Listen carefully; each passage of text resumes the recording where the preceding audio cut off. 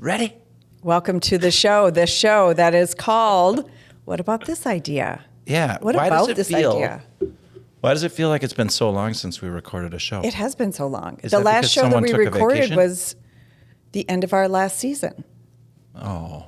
It was the couch Oh, recording. that's right. The couch sessions. You know, Yeah. that is that's our biggest hit on the social medias. Well, maybe we should do all our shows on the couch. Yeah, but we'd have the three of us on a couch.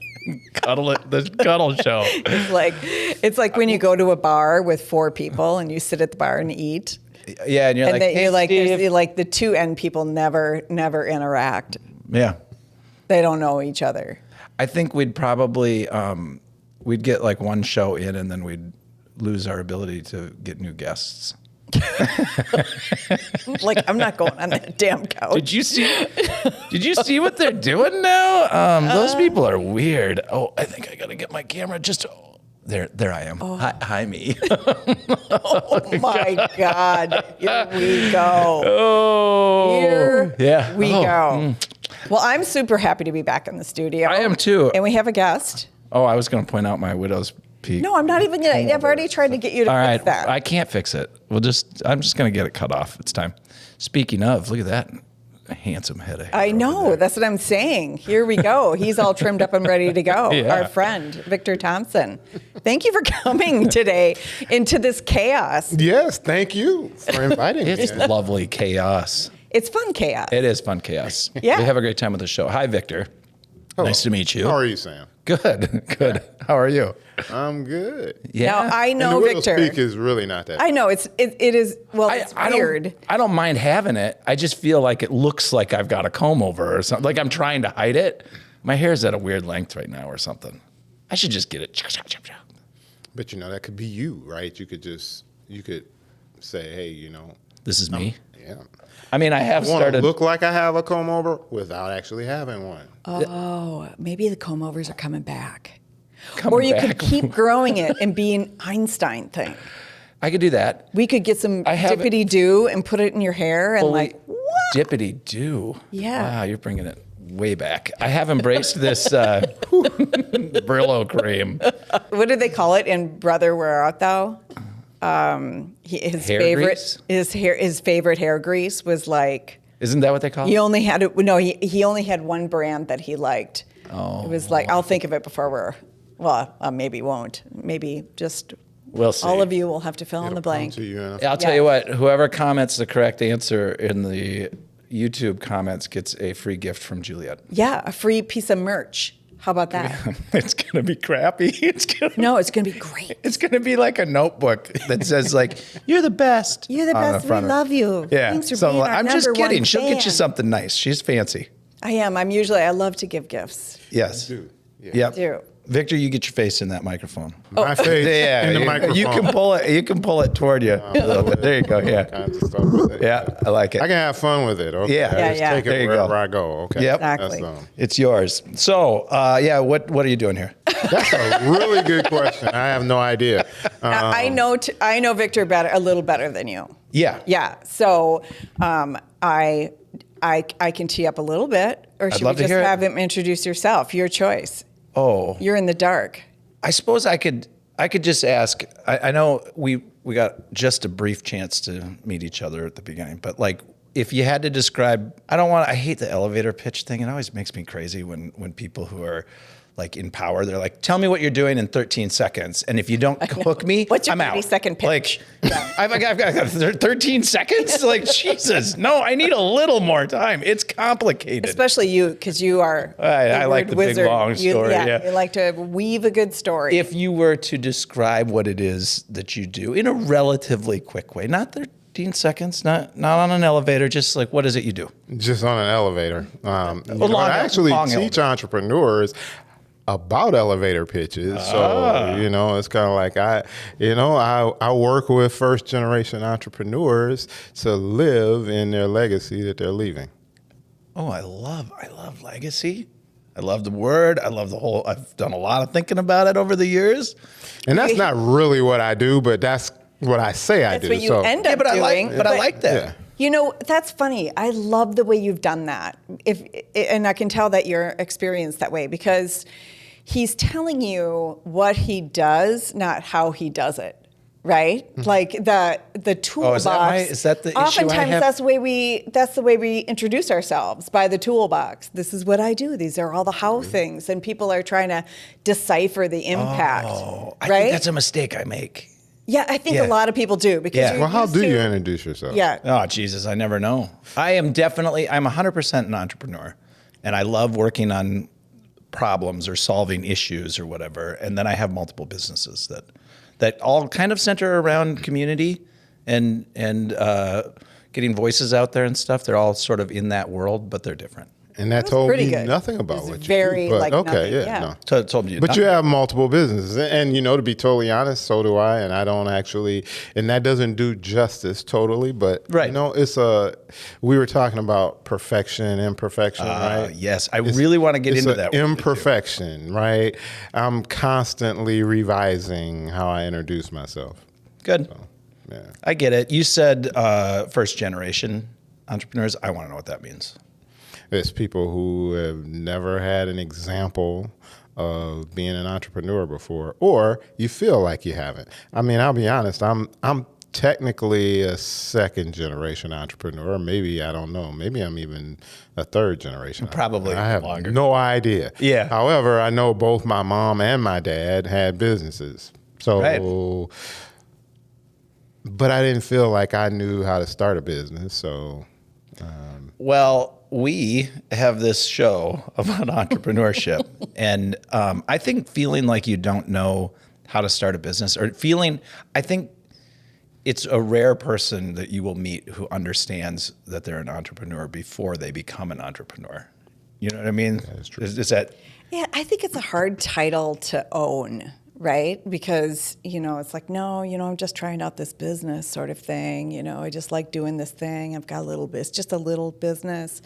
Like, and then I started another business because I needed that thing Totally. too. And then it's like, no, I'm just a small business owner. And it's like, no, actually, you're an entrepreneur, right? Yeah, 'Cause like that's the way you think. I can see the 17 different hats on your head. Yeah. You are an entrepreneur. You just don't know it. Yeah. Like, yeah. Exactly. entrepreneurs like to start things. So, you know, the term serial entrepreneur is probably a misnomer because if you are an entrepreneur, you probably are a serial. Yeah, you're not just like, Yeah, I'll try that one thing. right.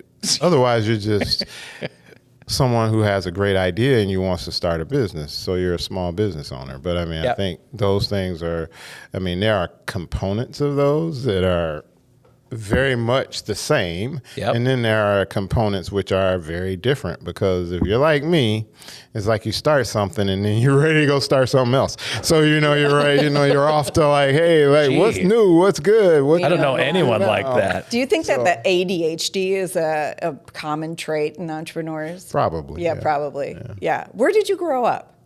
I grew up in Detroit, Michigan. Detroit. And your parents had businesses in Detroit. Yes, actually, you know, some people may not call it. My dad did a business. He actually was the pastor of a church. That's a That's a business. business. It is Yeah, a business. Because I Very grew much up so. in it, and you know, I never and maybe it was more me than anything else for a long time. I never really thought of it like that. I thought of it as an obligation that I had to go do every, you know, whatever night it was where my parents drugged me out, made me go to church. That's classic the way kids think of it. Kind of slave labor. Kind of, yeah, you know, and then, you know, occasionally it'd be like, oh yeah, the lawn needs to be cut, and you know, it's kind of like, hey, come cut the lawn, you know, at Yeah. the church, right? Yeah, that doesn't seem So- like a business, but it is. But it is a business. It is a totally a business. business. There was a lot of moving parts to it. So Did you have brothers and sisters? I have one brother, Older? younger. Younger, so you could push him off on the lawn mowing.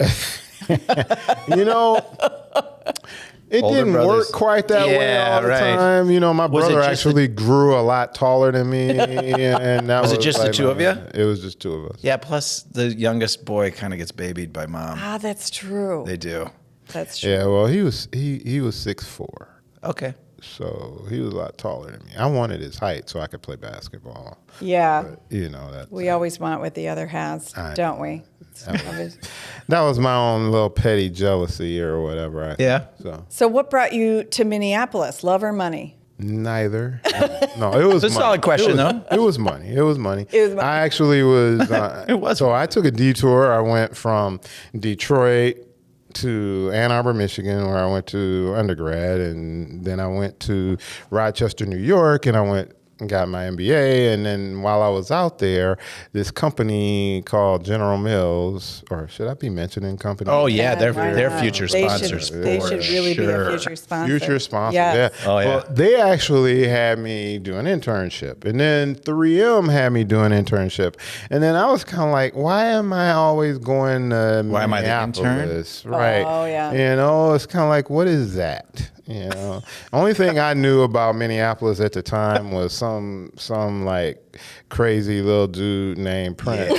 Who, Yeah, I know. But I loved his he was our music. biggest export for a very long time. Yeah, I loved his music. So hey, you What's not to I was love? like, hey, let me come to Minneapolis, and that's how I ended up here. Is that I came back to work for one of those two companies. I'm not going to tell you which one. Okay. You just have to keep guessing. We'll have to keep and guessing. then Until they sponsor look us. Look it Until up they on sponsor. LinkedIn. We'll get the answer Yeah. once they sponsor us. Yeah.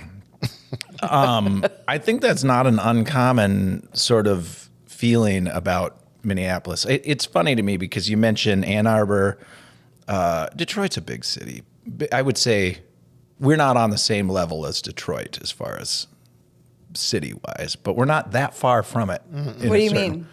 People can talk about Rochester and Ann Arbor and Detroit and all of these other places like, yeah, those are cool spots. And then Yeah. they're like, Minnesota, they're like, oh shit, I don't know nothing about It's Minneapolis. cold there. Like it's cold. Yeah, it's like people think cold it's there. like it's super far away from everything else or something. You know? Like It's on the other side of the Mississippi, but not far enough on the other side of the Mississippi. they can talk about Chicago, they can talk about Milwaukee Right. as places they've been, they understand it, and then they're like, ooh, Minnesota? Like you actually went there? Like, yes. It is a little bit like that sometimes, I think. Yeah. I know, I had an uncle in San Francisco, and, his thing was, this is just where you fly over, right? Yeah, it's a that's flyover what state. We get called flyover country, right?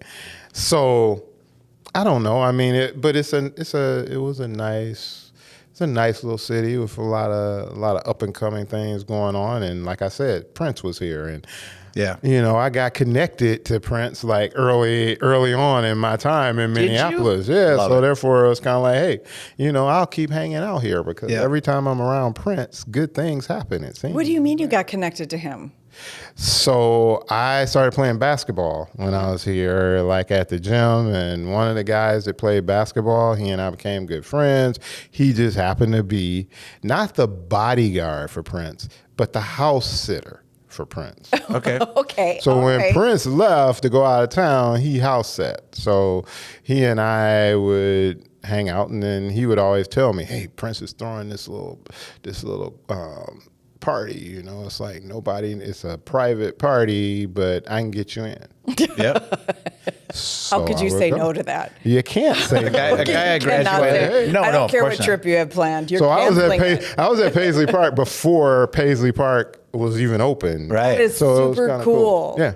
Yeah, he was kind of known for that. Like, I mean, it wasn't a huge circle of people, but people got to. He was local and he was untouchable everywhere else, but he had a group of But he people. rode his bike to everywhere in Yeah. Johnson. Yeah. And he was actually a point guard in high school basketball. Have you seen the I could see that. Chappelle Show skit where oh God, is it Eddie Murphy's? It's Charlie Murphy. It's Eddie Murphy's brother, right? Do you know what I'm I talking think about? so. I think I know what you're talking about. Yes, Yeah. and Charlie Murphy is recounting this time. It's so fucking funny. I'm serious. I'm laughing just thinking about it. He's recounting this time that he was at a party and Prince was there, and Prince, says, you want to play some basketball or whatever? And Charlie Murphy's like, yeah, I'll whoop your ass at basketball. Oh no. He's actually pretty good. Oh my God, you got to watch it. I'll just tell the rest of it. They give Charlie Murphy and all of the other people clothes to wear, like basketball shorts and shirts. And Prince and his buddies come out in the same things they were at the party in, like the velvet suit and shit, and just kick their asses. He could play basketball. He was good. So. Yeah, it's a great skit. Yeah. But anyway, so you got to hang out with Prince. Yeah, of course you got to stick around here then. Yeah. I got to touch him once at First Avenue on the foot. On the foot. Because Okay. I was right at the stage. Oh. And I touched his foot. Oh, you never washed that hand, did you? But and they let me touch his foot because he was reaching down for everyone to touch his hands, but he wasn't reaching to me. So I just touched his foot. That's all I got. Oh, that's more Prince touching than I've ever done. This show really does kind of go in whatever It's direction about entrepreneurship. You know, it's like, hey, well, I guess he was an entrepreneur. He was a too. great entrepreneur. Speaking of entrepreneurs and Prince and bodyguards and whatnot, one of my friends from high school, Tracy Jacobs, was somehow a bodyguard at some point. There's pictures of him in the paper, with, pushing people back, and Prince is there. And then, but he's an entrepreneur now too. He opened a restaurant. We'll have to reach out to him sometime. Oh, we should. He's got a barbecue joint out west of town. So, yeah. Anyway, I love Prince. barbecue. That's awesome. That's awesome. Okay, so Prince kept you here.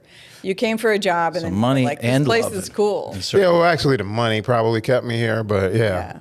But it was a nice thing to know that, I actually was someplace where Minneapolis was kind of hopping, It at that still point. is, but don't tell people. Don't tell So people. so therefore, it was we like like to keep this, that a secret? kind of thing, right? So Minneapolis is fun. yeah, I don't know. It's still fun. It's because we're far enough away from everything that people don't think it's awesome, and then they come here and it's awesome. And it's a good city. We've got our problems too. We've had issues with certain things, but it's a pretty decent city. every city has. Everything that's right. has it. Ours That's have right. been very public, but yeah. Yeah. Oh yeah. Okay, well, let's talk about the how. God, you're right. No, you're totally right. Yes. Let's talk about the how, because I find it really interesting. I was a client of yours at one point, and the way you introduced yourself makes an enormous amount of sense, but I didn't see it that way at the time. And I was like, that's exactly what he was doing. Really? Yeah. I just like working with people and helping them, though. I mean, if you really cut to the chase and everything, it's like, hey, how can I help people succeed? How can I help them, do all the things that they want to do? And I mean, as an example, you had a dream, you had a vision, right? And it's like, how do we help you manifest your vision? How did you end up? Okay, so how? How do you do this? What happens? What happens? Well, I want to ask So you were a client. I was a So client. you had a need I did. that Victor had some sort of solution for, in a way, because that's what being a client is, right? Yeah, exactly. But I knew Victor, right? So it wasn't like I came in from he works with entrepreneurs, right? I was like, he would be perfect for our needs, right? Yeah. And so he helped us really dissect what we had to focus on and communicate better and communicate hard things or communicate great things. Yeah. Visions. So you were, you've mentioned abundance and then what's the other one? The other side of it? Imperfection. Imperfection.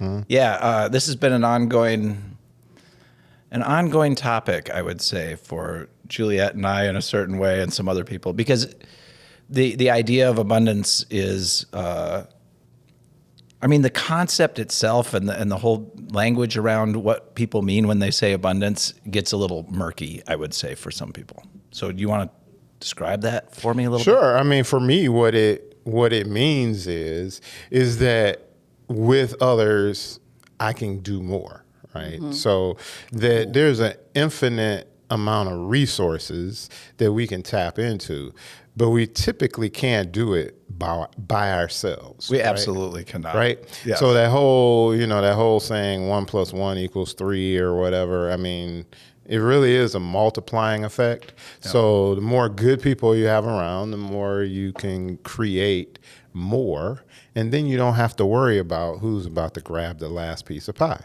right? I mean, right. Because you're just making more pies. That's kind of how I think. Can you fix the world?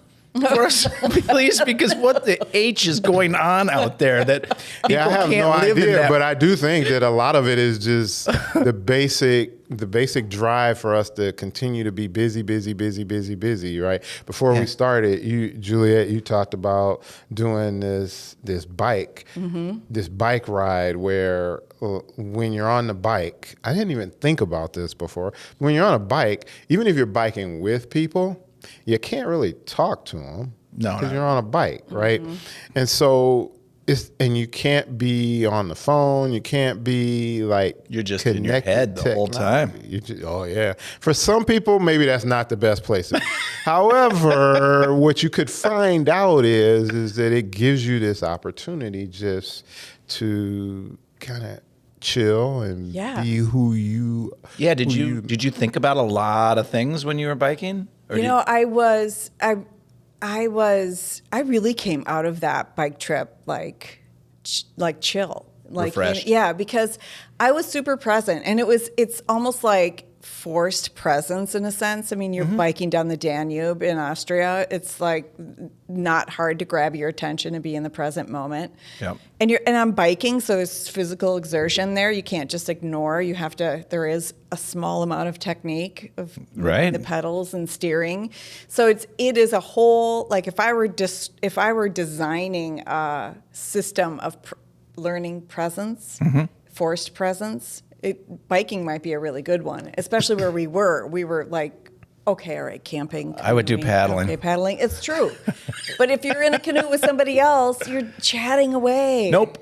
Okay. Not if you're out there for 3 weeks. You're like, you know what? Why don't you shut up back there for a couple hours? Yes, to steal a moment. No, I'm not trying to steal it. Or camp. I'm not trying to steal it. You love camping, huh? Is that what I love what being out in the wilderness, like not just camping, not just going to a campsite. Like I love long canoe trips, yes. So, and I love it for the same type of reason. So as you're doing this, I'm thinking.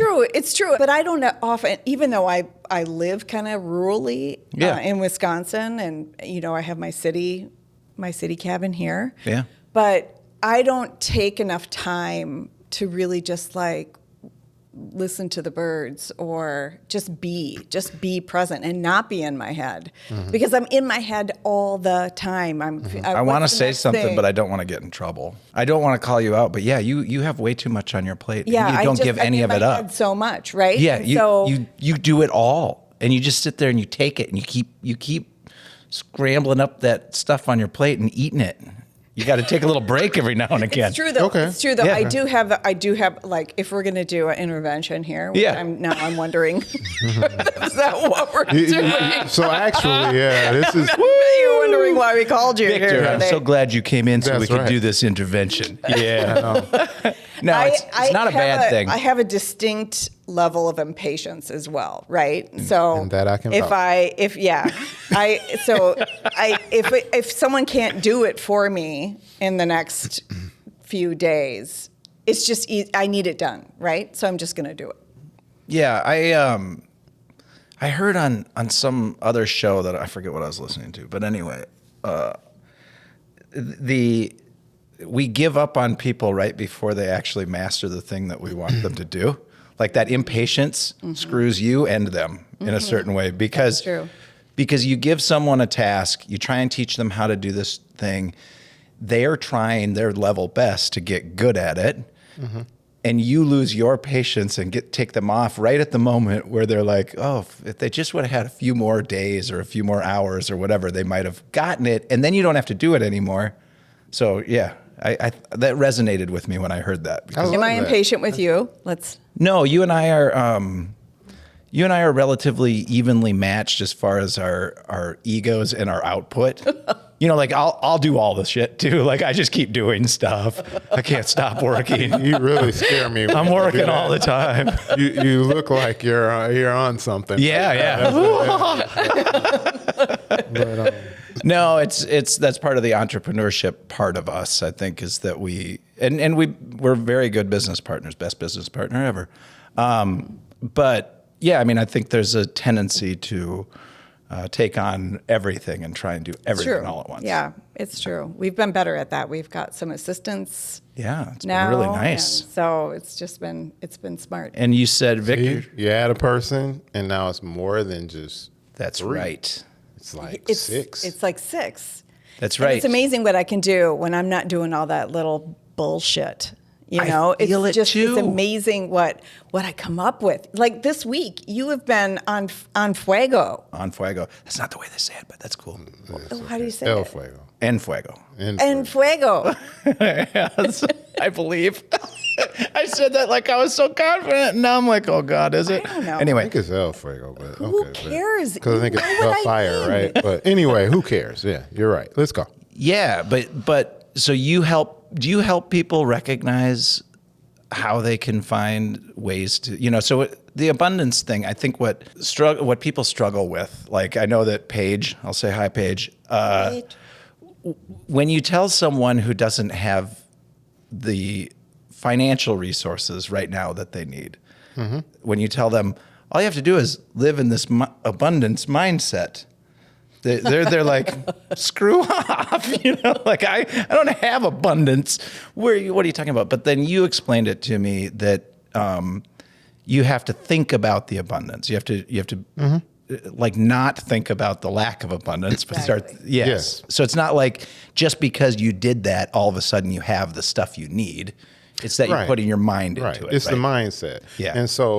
And that's hard because I think every day when I get up, there's always something that competes and says, no. You can't have that mindset. Right. So, and when you talk about finances as an example, I mean, there's always unexpected things that come up. And it's hard to hit find people enough of the all over the finances. place, right? And it's like all of a sudden, it's like you're thinking, oh, well, I don't have enough. And so then you're trying to figure out how do you hold on to what you have, which part of what happens is because you hold on to it, there's no production being taken because you're holding on, right? Right. And so the more we hold on, the less there actually ends up being. That's a really logical way of explaining it. That's good. Yeah. So it sort of means, and we're kind of going through this. Being called logical. Okay. Yeah, I know yeah, it usually, I mean, but I explain it in a way that is like, it kind of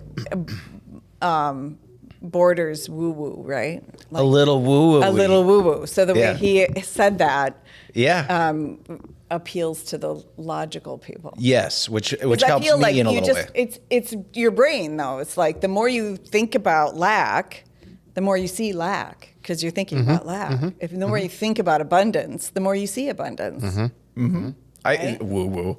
I get it though. No, I'm with you. I understand it more. We've been going through this exercise a little bit as a company. We're both shifting into higher gear as far as trying to get the companies to grow.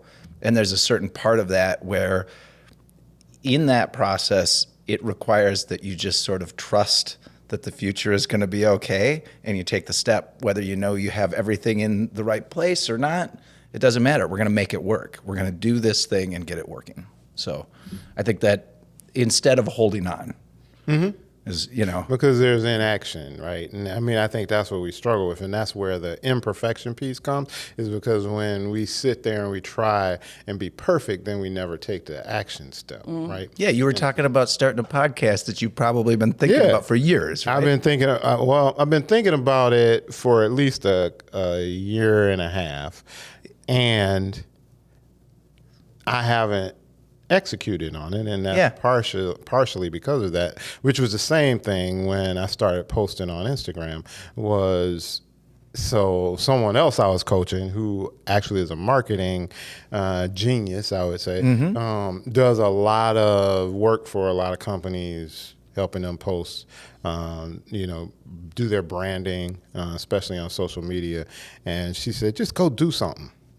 She's totally I right. just said She's the same thing. 100% Just go right. do it. 100%. She's like, quit worrying about whether or not it's going to be good or not. It's probably not. But guess what? Nobody's probably looking Nobody at it cares, anyway. right? Nobody it's cares. It's the thing they say about dancing, right? It's kind of like when you get out there, it's nobody's really watching you because everybody's watching themselves because they're just as concerned. I take a little umbrage with that. He doesn't do like you? to dance. They are all watching me, and I am utterly convinced of it. I There is typically am. nothing. I thought he's a fun person. He's funny. He likes to, be fun. And then I started doing a little dancing in the office, and he's like, whoa, why? Easy. I don't Easy. do that. I feel you because, Yeah.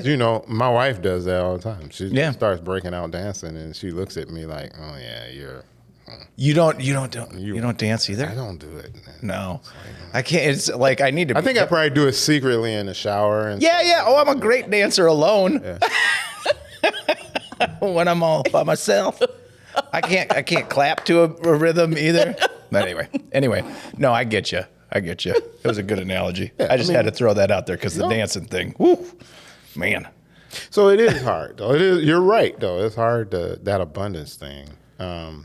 But you were saying like looking for abundance versus looking for scarcity, and then it reminded me. What is the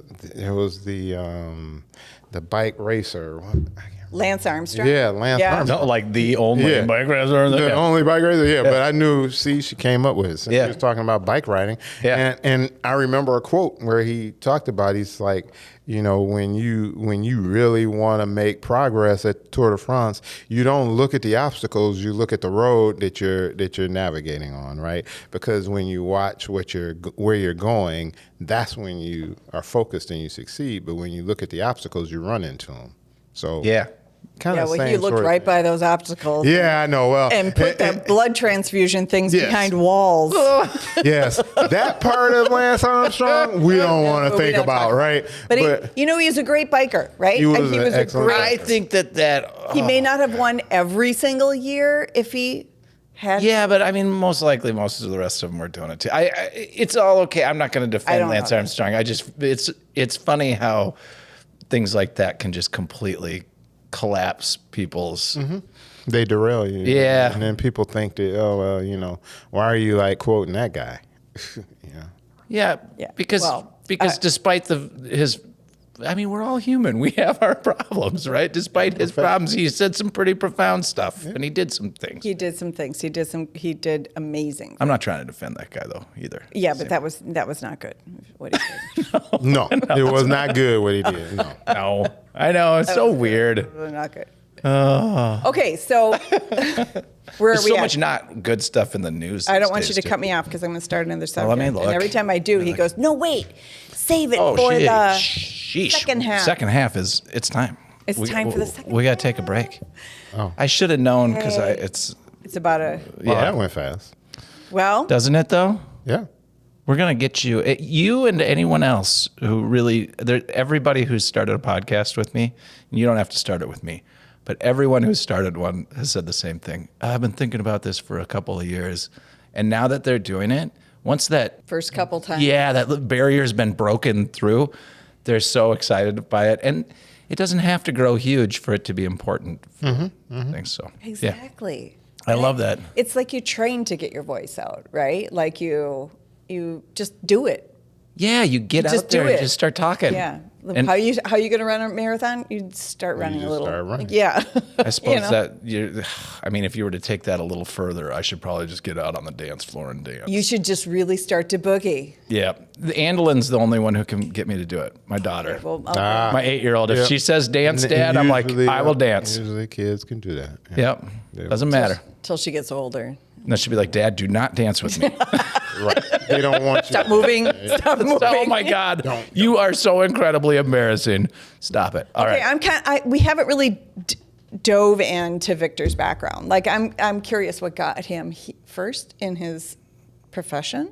Yeah. But also the way that he approaches his profession is pretty awesome. And I'd like to hear how it was. Second half, inspired. right? Yeah. Second We'll do half. that. Stay with us. Okay.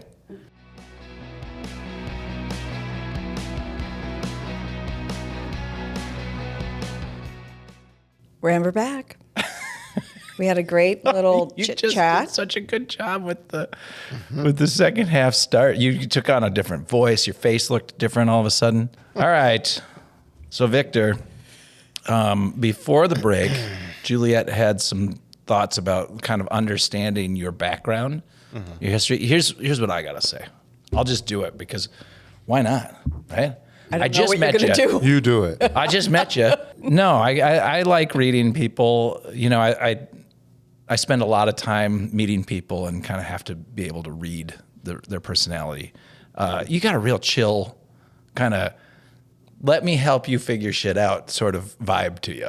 So, you know what I mean? Like you do. So I imagine that's kind of what you do, right? It's kind of what I do. It's a lot of what he does. He takes himself out of the conversation by being so chill. It's not about who he is. Well, you were talking about presence, right? Yeah. And so, you know, if I were to say what I do, a big proportion of what I do is coach. I'm an executive coach, business coach, leadership coach. I'm even a basketball and softball coach from time to time. Okay. At least I used to be. Right. When your now kids that were my younger? yeah. And that was in many respects similar. I was a financial coach before. I mean, but at the end of the day, the real key to being a coach is being present. Totally. So when you say, I like how you said, take myself out of it, it's like being present for the other person. And we were having this conversation about love and power, and actually there's some connection to the idea of having care and concern. So the people who I enjoy coaching, it's pretty easy because I have a care for them and a concern that they be successful. I'm very competitive, so if they say, here's what I want to do, then my whole objective is how You're gonna help them win. You got to win. You got to Yeah. win, right? Right. So You're gonna it's help them win. Yeah. So it's like, how do we do that? And that is where I start. Yeah. You know, and then it depends on the individual because some individuals, you know, do need someone to they need a space. You know, there's somebody I coach who, you know, at first I used to like get upset because I'd be like, well, you know, I asked one question, how are you doing today? And then like an hour later, she'd be done talking. And somebody said, well, you need to interrupt her. You know, that, you know, my coaching mentor would say. We both know people like that. You know people like that. Yeah, we've, you know, and we're like, man, like, what do I do? Because I love you. Yeah. And I want to let Right. you finish. Right. Jesus, I got shit to do today. Like,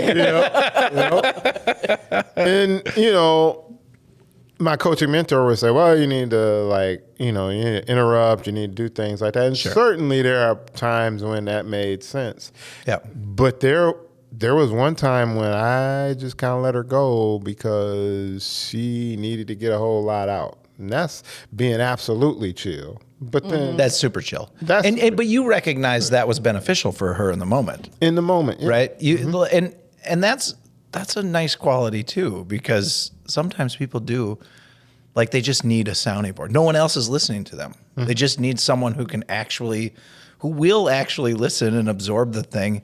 And then they look at you like maybe you're thinking I should give them some advice, and they're like, oh no, I'm done. I just needed to get that out. Yeah, you're Oh, absolutely thank you. right. Thank you. I feel better now. Yeah. Yeah. And it's all good. In fact, you know, as one of my first, like when I used to do internal coaching too at a company I worked for. Has this been a kind of a career-long thing that you've done this, or Well, is this recent? You know, what happened is I spent a whole lot of time in human resources. And, you know, in human resources, there's all these different things that you do.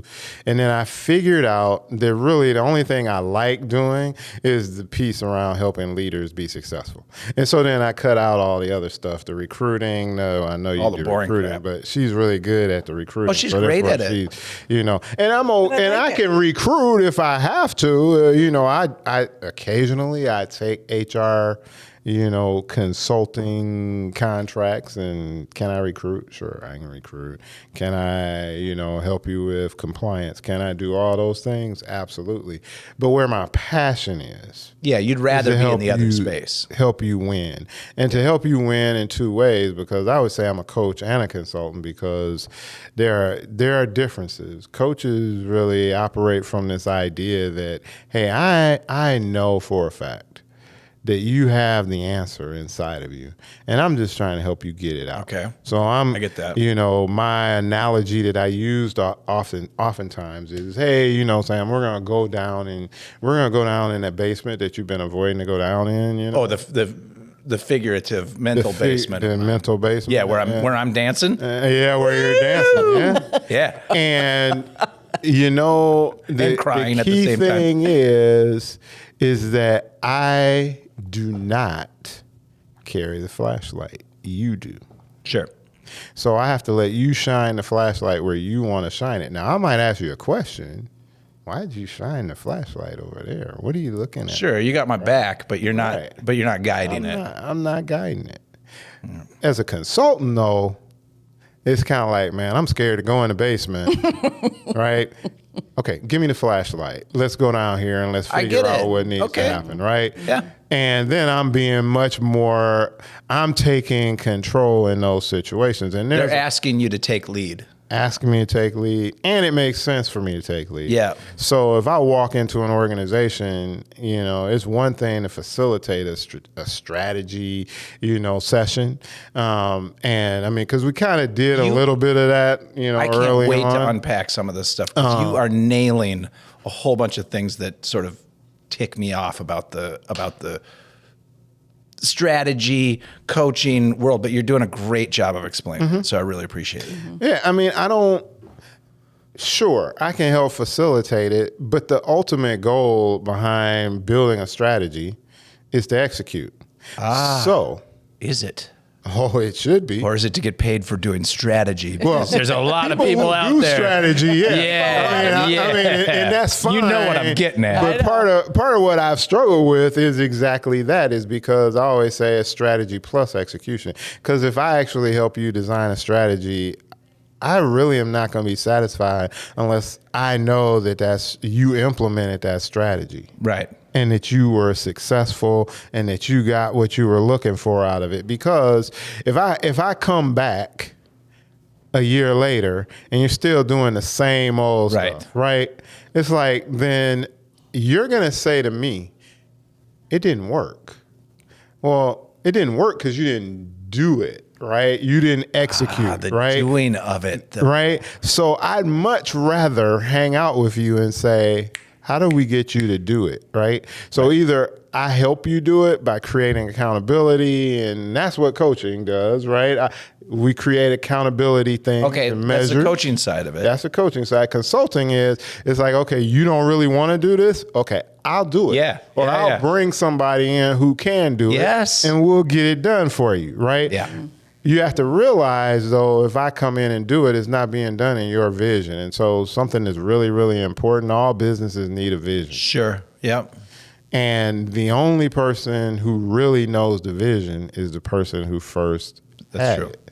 And they may not even know it, though. They may be articulated in all their actions and all their things that they do, but they really don't know it. Like and they so haven't defined it. They haven't defined it. That's true. And coaches, are mirrors and reflectors and perspective makers. We had talked about that. Like, what can you? So Ellen, shout out to Ellen Palmer, my coach, but she doesn't coach. Oh, so, yeah. So Ellen. She will say, we're looking at something, but always from a certain point of view. So, like, if you hold a pen under your chin, you only can see so much of that pen. So what I feel like a lot of times, especially coaches, really just get you to hold that out there and see the entirety of what the pen is and how it works and what it does, right? Coaches are like showing you how to use the pen. Yeah. But in a sense, being a good coach in a consultant position is the master of all masters, because you can what you really want them to do is make action, right? It's the And action most of the part that I time have the it's most just- trouble with. Most of the time, it's Most just a people do. perspective change, right? Like, where's your block? Let's get that cleared out so that you can make action on this plan that you already know what you want. I think we're putting this. I really think we're putting it all together in a certain way, which is. I'll let you get back, but we talked about the multiplying effect of having other people in your business with you, or in whatever, like 1 + 1 = 3, which doesn't, but it does, right? But it does. Yeah. But when you're a solo entrepreneur and you get these people who want to coach you, that then puts all of the onus on you to be the executor, to get the work done. Okay. Right? Okay. But what you really want on the consulting side is you really want someone to come in and to find other people who want to do parts of what it is you need to do. But it's hard to articulate that. Well, it's Plus, you like don't have any getting you resources. over You don't the have any hump. money. Right. You don't have money a lot of times, so therefore Yeah. you have to. There's a balance, right? So.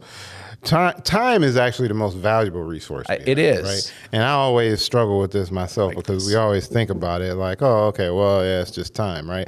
But it's actually the most valuable because Yes. it's the one thing you cannot get back. Never. It's gone. There are so many multi-millionaire, billionaire people who tell you about stories when, oh, I lost it all and then I got it all back, right? Yeah. That's because money can be redesigned, you can duplicate it, you can create new ways Yeah, to it's get it. like shifting sands or something. Yep. But we'll never get these They all die. 2.5 hours back.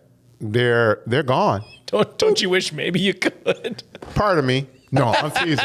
No, but seriously, I mean, see you what we don't did get there? time back. You see what we did? No, right? So when a solopreneur sits here and says, "Oh, okay, well, I don't have money," that could be true. So now it's time. How are you going to use your time? And does that mean there are lots of ways to actually leverage, which goes back to, talking about abundance, right? Yeah. Is that some people will do things for you without you paying them, for example. But you have to have... It doesn't always have to be transactional. Right. It doesn't have to always take on a transactional nature, not fiscally or financially transactional in Right. a way. It can be, I will do this for you. I'll do this favor for you. We're talking about our new office that we're going to be in, and we want to bring some people into that office with us. Mm-hmm. We don't want to own each other's businesses. We don't want to take any control over anything, but we can lend a little time to someone else working next to us because that's what we've got, and it's a valuable commodity. But, and that's about relationship building. So I mean, we keep going back to your love and power thing. So he's gonna have to throw something in there about it, right? Now that Because we keep referring.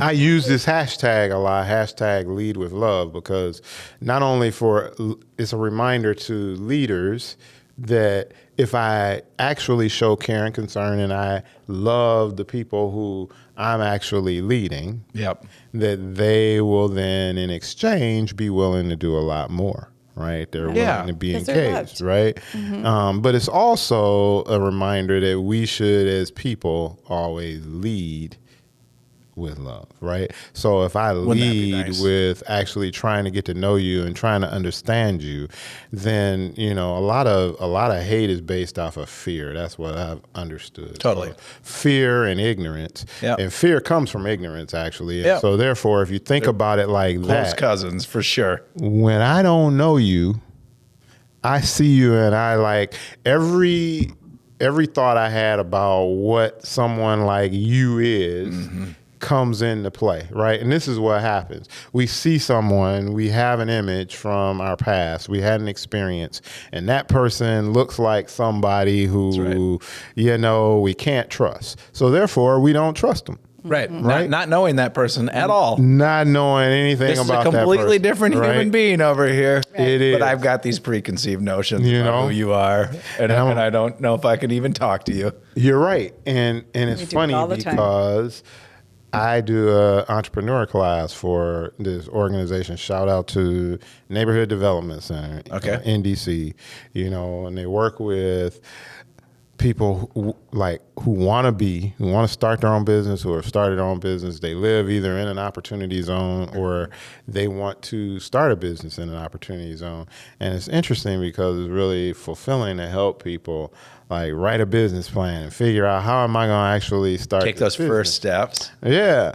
Yeah. But in one of my recent classes that I had, this one participant, just they had this sideways look at me, when we first met, and it was like I was wondering, what's going on? I And see you. She's gonna hear this later, and she's gonna say, "This is not what happened, Victor.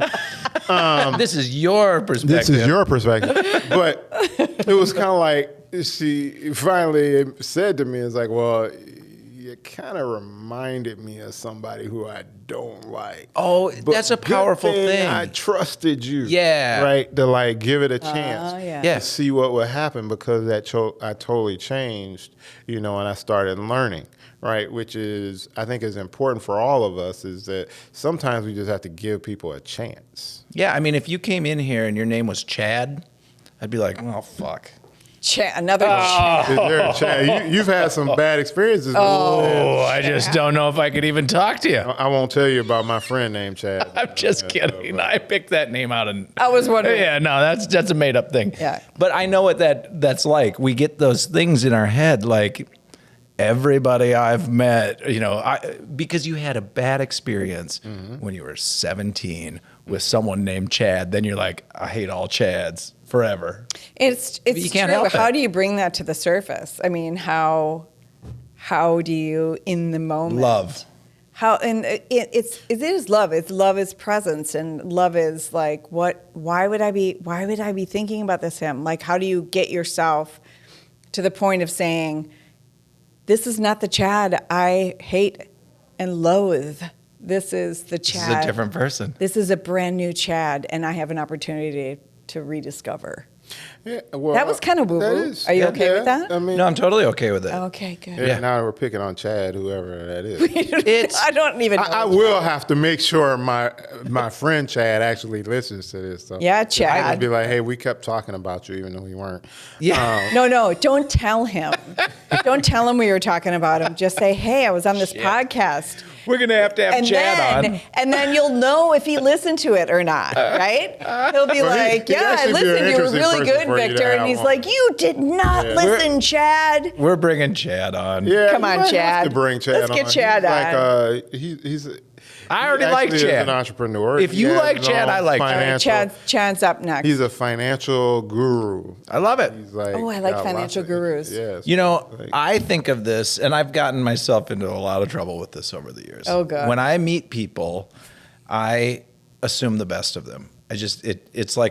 It's a very willful and purposeful thing. I do this on purpose. I'm very appreciative of that. I think I'm going to meet people, and I go into it thinking I'm going to like you. And until you prove me wrong, like I have met.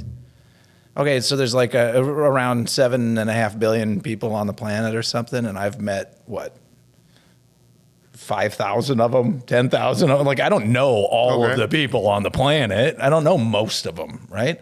I've been screwed over by a very small percentage of people that I've ever met. I think most people, their actual intentions in this world are to be decent and to do good. I agree. So I walk into every situation like a kid, and I think about it this way, like, "Hi, nice to meet you. What's your name?" Like, He does. Sometimes I have to. yeah, Brim down. you have a little bit better. Maybe radar of like, Radar. that one's kind of a little dangerous or something. That one's not Misbehavior being before. truthful with you. But yeah, but Might be sometimes leading. sometimes our past experiences can damage us or create trauma so much that it is hard. I mean, It's totally hard. I would have to say that I don't necessarily walk into every situation trusting people, right? But Right. But it does help when you know something about people. I think, social media can actually be an advantage if we use it right. True. Because even though I think, it's not, it's supposed to be like, it's not being nosy, but there's some terminology when you actually look somebody. Stalking. up. So stalking, that's, yeah. Yeah, that makes It's it sound called really stalking. good. Yeah. Really good. That's really But- putting a label on it. Yeah. Cyber You're like a About to voyeur. meet somebody. Cyber stalking. somebody said, "Hey, I want you to meet," right? Like if I tell you who Chad is, and Yeah. he's like, "Hey, I want you to meet Chad." I mean, you could he could probably walk in here and you'd not have to If look you up anything. if you said you should meet Chad, Yeah. Right. Then we would be 100%. happy to meet Chad. Right. yeah. Now I trust you. It's I a do this network. on the daily. That's the original social network. Actually, It is. Is It us is, humans telling each other, "Oh, by the way, I've got this friend. You should meet them. They're great." Mm-hmm. That's the majority of what networking is still. I know, but And then they created this cyber version, and that one's sketchier. Yeah, and no, weirder. I've never really engaged Social in media. that one. Other than people on LinkedIn randomly reach out to me, but I usually ignore them. But when someone I know makes an introduction, Hugely even if I don't know them impactful. very well, if someone I know makes an introduction, I will go over the moon for that person. Yeah. Yeah. Yeah, because you trust that person, right? So, it's the same reason why companies tend to say, hey, if you're an employee, if you refer someone, we'll give you a little extra money, right? It's because there's this belief that, first of all, you work here, so why would you bring a slug to come work with you, right? That would be the first thing. Yep. Secondly, it's like, well, if they work like you do, then I have to trust that they're going to be good employees too, right? So that's going to be true for most employees. So I think that there is something to, knowing people is really, really important. And that's, so whether it's stalking or not, the whole idea is getting comfortable or getting acquainted with someone so that you actually know who they are. That's right. And so what is the method you use to do that? That's, For me, it's whatever podcasting. For you, it's podcasting. This is why I don't do research. And that was interesting. 'Cause Before didn't. I very purposefully stay away from any information about the people coming in. I trust Juliet. I trust my own instincts. I know that we're not going to have someone in here who shouldn't be here. And I want to get to know them genuinely in the moment like this. I just really enjoy it. And that's cool. I found that very refreshing about you. So Thank you. Yeah. So coaching versus consulting, and this whole the thing that's come up repeatedly between the two of us and with other people is that there are a lot of people who've gotten into the consulting and coaching, like business coaching, business consulting world, right? Like everyone's doing it, and I think some people are particularly good at it, and I think others are maybe not. People can sort that out for themselves.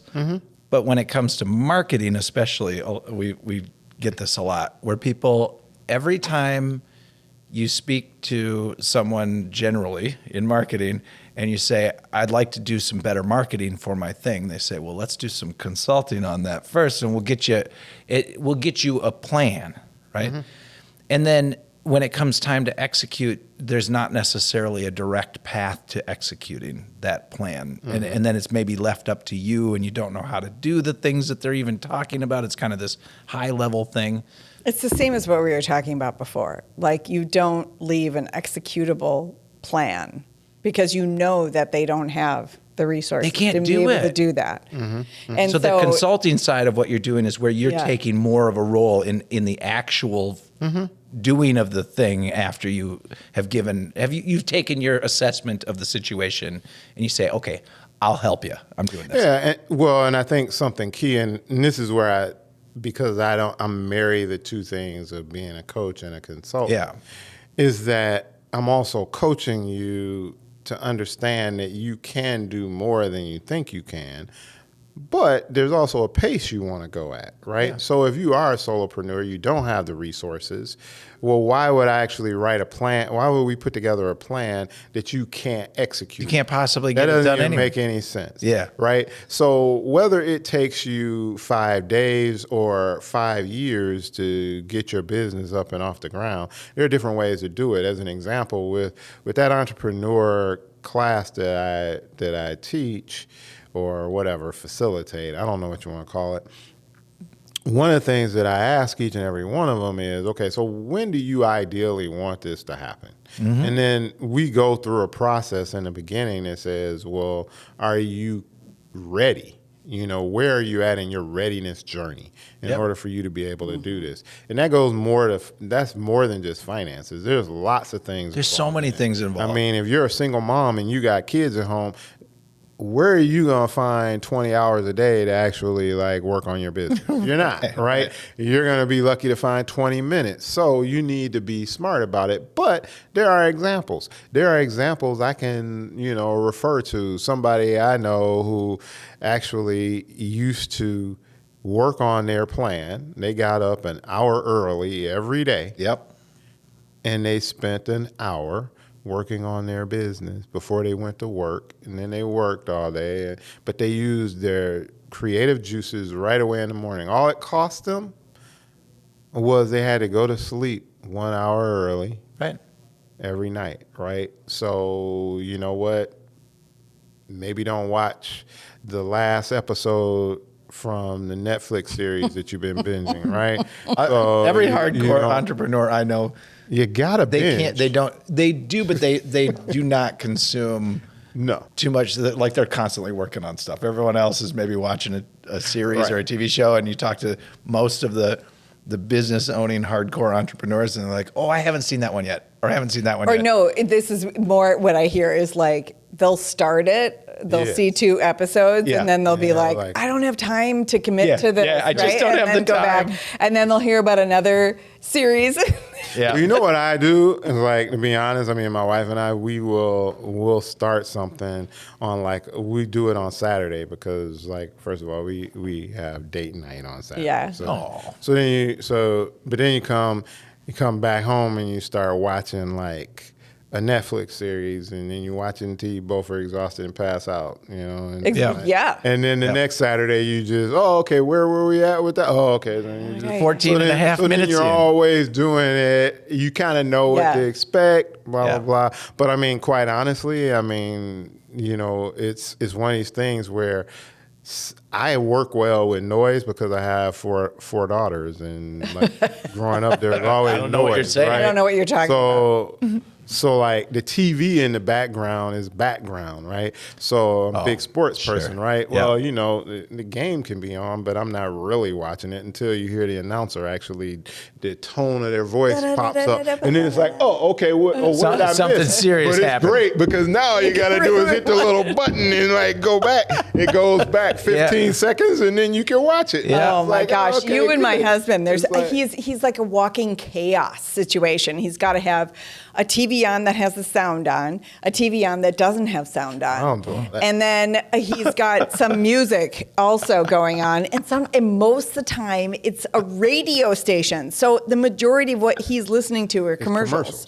Yeah. And I'm like, oh God, I need more zen. Okay, I in my don't do space. that, but okay. Marriage is such a wonderful. But I do this. I have 2 computer screens, and it's actually 3, because I have a laptop that I just pull out and it's in my bag right now. Yep. And then I have another station where it has 2 more screens, and so I can just move stuff around, right? Because it's I have a bad habit of opening stuff up.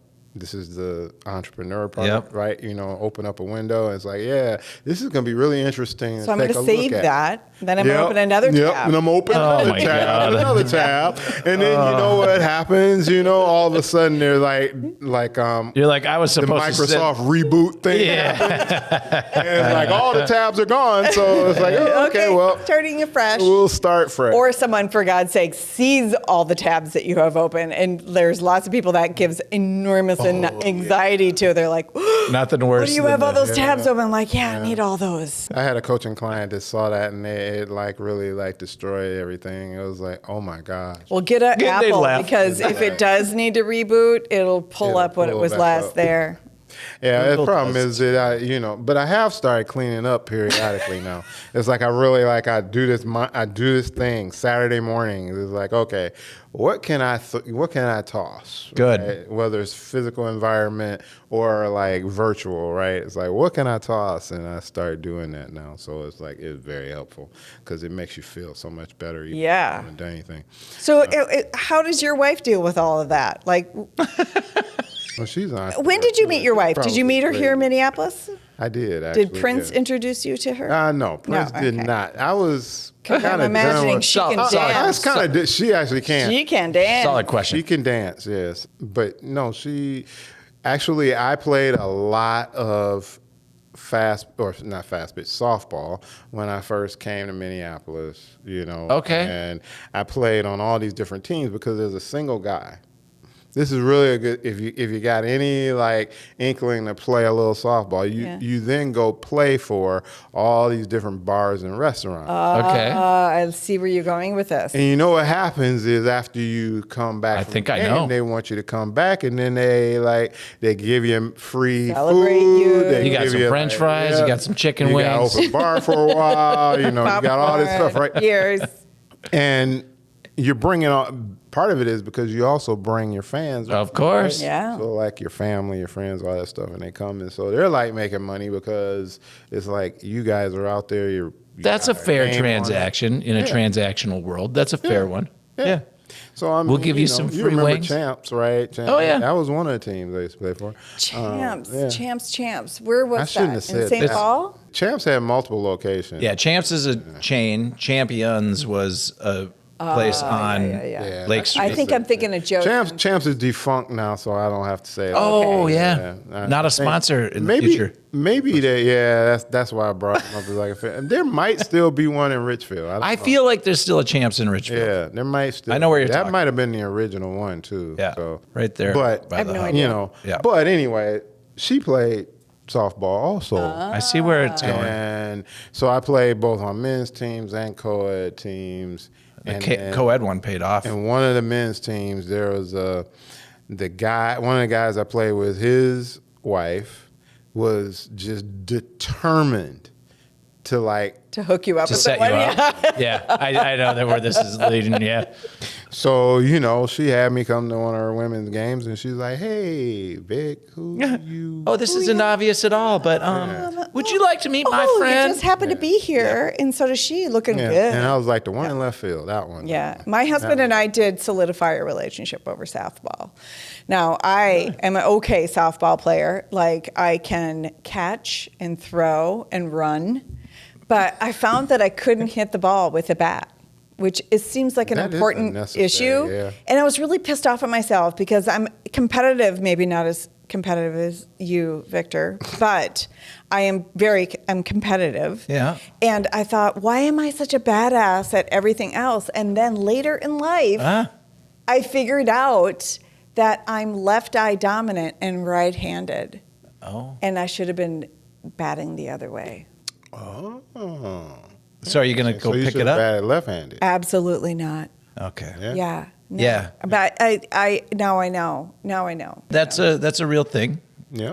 I had no idea, in- and my eye doctor taught it to me. And also, I could shoot a handgun. Yeah. I went to a gun shooting thing. I could shoot a handgun like spot on because you don't really aim with handguns. You just like aim at that Kinda, spot, yeah. right? You kind of.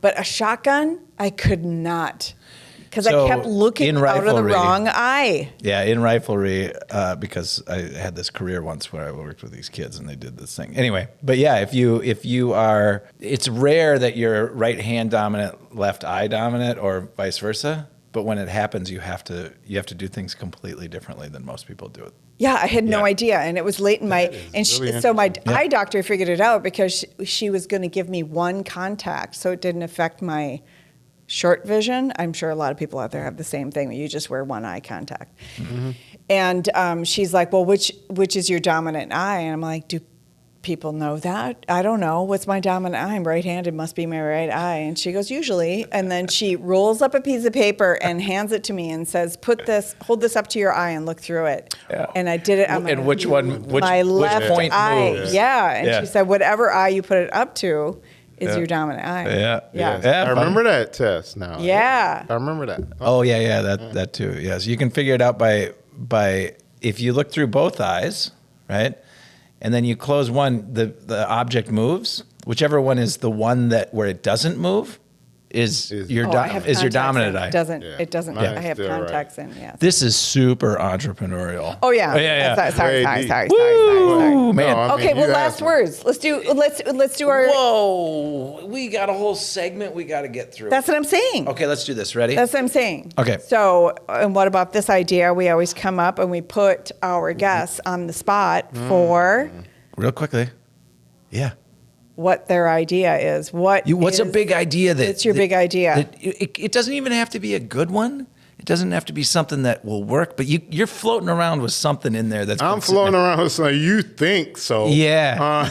Yeah. There's something in there. I think I'm thinking of something. There's something in there you've been sitting on for a while. Yeah. Yeah, what am I sitting on? Boy. Some big idea. We should have warned them. We really put them on the spot here. I know, we at the need to put it in tail. there. Yeah, and I Like, listen note to the we send out podcast, to them. So I should know that, but Yeah. you know, I don't. Well, we only started after who was it? Well, I'll think of it in a minute. But we only started after one of our lovely guests was That we like can't remember.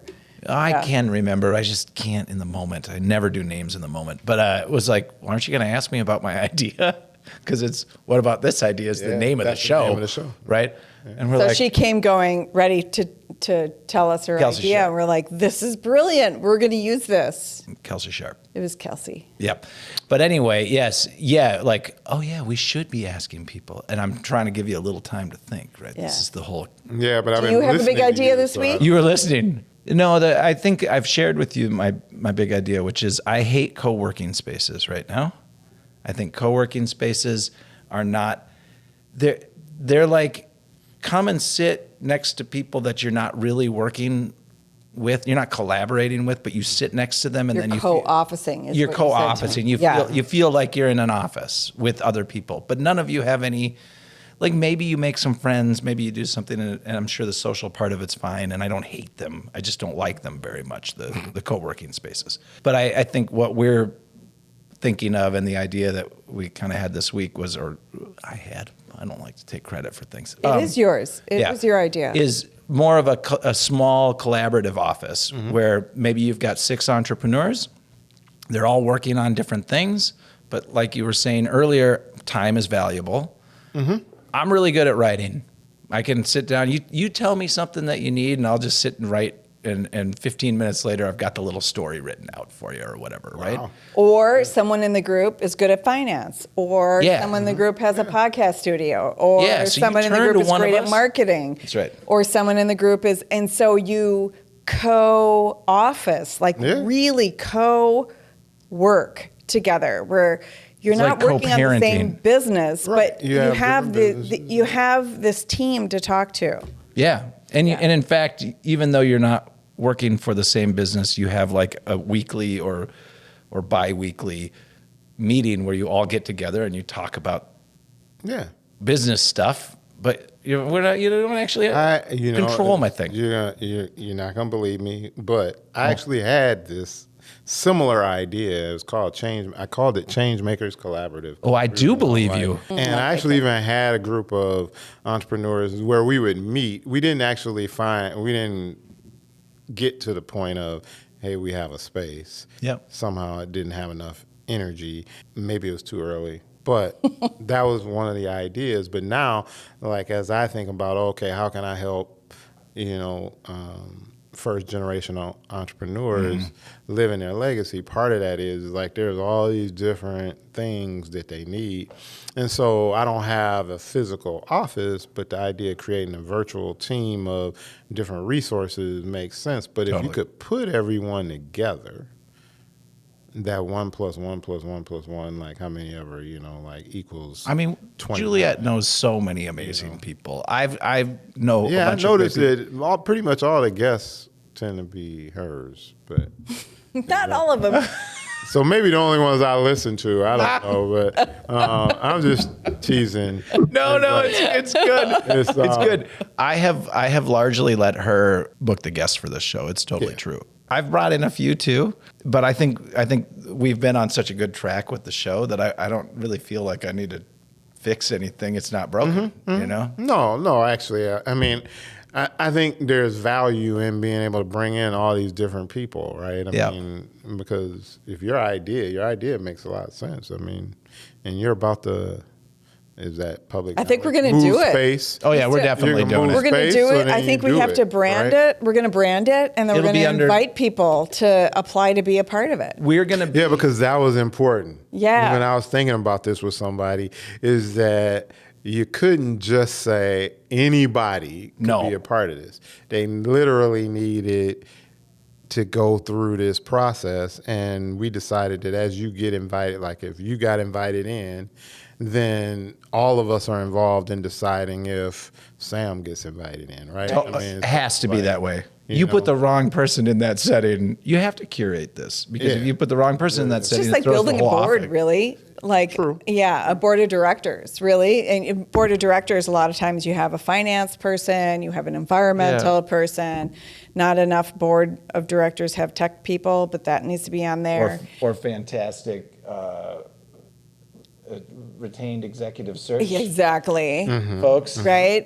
But Just saying. And it shifts according to the way the world is shifting and what Yeah. entrepreneurs need and growth stage companies need. And I think it's less about resources, and a lot of times that we have gathered groups around resources and investment, and I feel like that's fine, but it's not. That's not what we're talking about here. It's like collaboration. creating a family of people who are dedicated to making each other successful. Yeah. And we come from very diverse points of view, but we are committing to being a family of business. Yeah, I like that. I think like of that. I think of like starting a business as raising a kid, right? And if you've got your little business baby there, and you've got a group of people who can help you watch it every now and again. Like, I just need 15 minutes. Can you you watch Can you for watch It the is baby? so much like that. It is. It is. really is. Yeah. Because we actually said something about that, right? It's like kind of being a parent. Nobody tells you exactly what it takes to be a business owner, and then all of a sudden you just kind of figure it out over time. It's like, Yep. oh yeah, it's like, That's here's what I it gotta is. do. Oh, it's a Yeah. lot of And work. it isn't always the same. No. And it's easy to put labels on it. Like, you have to be able to deal with ambiguity. You have to Oh, just search it see on Google, problems you'll as figure just it a out. blip on the screen. You have to, you have to be resilient. You have to, be able to shift on a dime. Like, all those things sound like great advice, but when it comes down to it, it's not obvious that's what's happening when you deal with it. And so that's why being a business owner is hard, and that's why we want to create a community around Well, and building that. That's why when we started this show too, this is if you look for shows about entrepreneurship, they're usually very formulaic, and they have these like, this is how you. I mean, people just love this stuff. Like, here's the 7 key steps you need to take for success, Yeah. right? It's like, Because that's what marketing people will tell you. oh my God, it drives me nuts. But it works. People open it up. People read your piece, right? When They you do. say, here's the 7 things, right? Or Oh my God, I just put a piece out, 10 steps. yeah. I did, actually. You did. It was good steps. You know what? I'll help you with the next one. It'll have Sam's stamp of approval on it. It'll be like You coulda. 162 different steps you can take, so that it's so arbitrary and weird. 259,000 steps. Yeah, that's right. But it should be an because then equation, you can like publish square it root. as a series, right? Yeah, Yeah. like a decision tree. Yeah. Like, if, yes, then, go this right? way. It's Because like that's more realistic. and take a little picture that you stick in the article that nobody can read, That's right. Because it's like, okay, Yep. it's so small. It's like, wow, that's Yeah. really amazing. Yeah. You know who's not going to sponsor us? What? 7stepstossuccess.com. Is there such a thing? I'm pretty sure. Oh. Yeah. I don't have Maybe. it. I mean, I just did 10 steps. Oh, maybe 10 steps. But will, the though. idea, so it's a marketing ploy, right? Like, I guess people say if you put 10 steps, it's like, oh, I can handle that. I can digest 10 steps.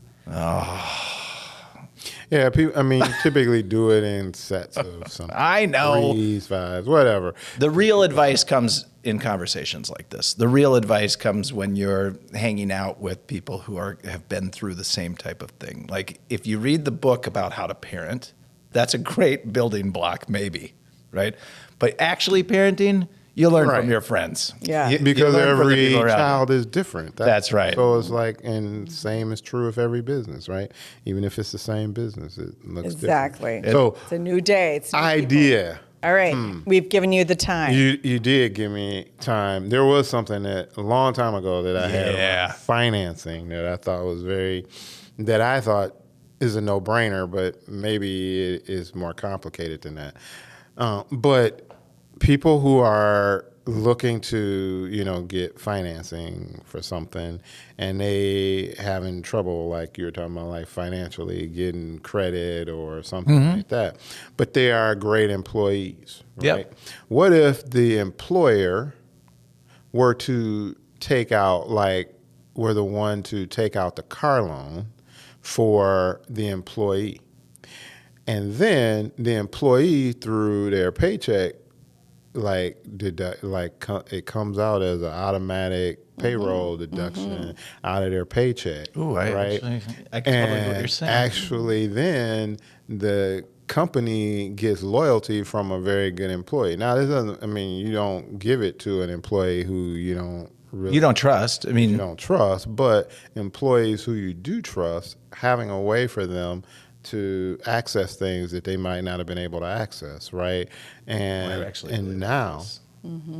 you can actually build loyalty for an That's employee right. too, because they're going to be willing to stay, and they don't want to leave because they'd have to pay back the whole car loan at that point in time. Sure, they'd have to assume the loan. Yeah. It was your husband, Forrest, who was talking about the loyalty of some of the employees at Bell. Yeah. And how, you work these jobs, like these are the people who sort of get forgotten. They work those jobs for 25, 30 years, and they actually truly love the business, and they identify themselves. Their whole work life has been there. There's a reason they put all of their time into that. Yeah, those would be the type of employees that you would want to try and help out in those Well, areas. that's exactly right. And there are, the values and the mission of a company that sometimes is inspiring, but, Yeah. Unless you're super connected to that, that's not going to be staying power. No. It's not going to get you through the hard times. And No. every position is going to have a hard time. Well, and helping your employees improve their own lot in life and giving them, okay, so you need a car loan. You don't have the credit for it. We can help you get that. You can pay us back through your direct work, which you would be doing that anyway if you Right. went and got a car. And in doing so, now we've given you the ability to get back and forth to work every day Yes. in a comfortable and safe That's a good way. idea. I like this. Safe it. way. And I like you're it. building your credit too, because you're paying back a loan, and there's a lot of things like that. I mean, I know at some level that works too with housing as well. Not exactly sure, but I'm sure my wife has her. Oh, I'm sure you could make she's some thinking it argument for how that would through work. Yeah. From that standpoint, because I said I have multiple businesses, so my wife and I do property investment as well. So it's like that's always been a dream, is like, how do you actually help those who can't really afford a situation like this, but yet you're still building or renovating spaces that people really want to live in. Yeah. Right? Affordable housing a lot of times is this thing where you go and you look at it and you say, yeah, well, I don't really want to live there. Now I know It's- why it's it's affordable. like- it's- right. Yeah, and it's like school lunches and stuff, right? Like if we want our kids to learn, you can't feed them the crap that we're feeding them, right? Right. If you want your employees to be happy and healthy, you can't house them in places that make them You feel can't pay them Right. pay them the amount that they can't afford a proper place. Right. So if employers were, looking at building, and there are employers like who have built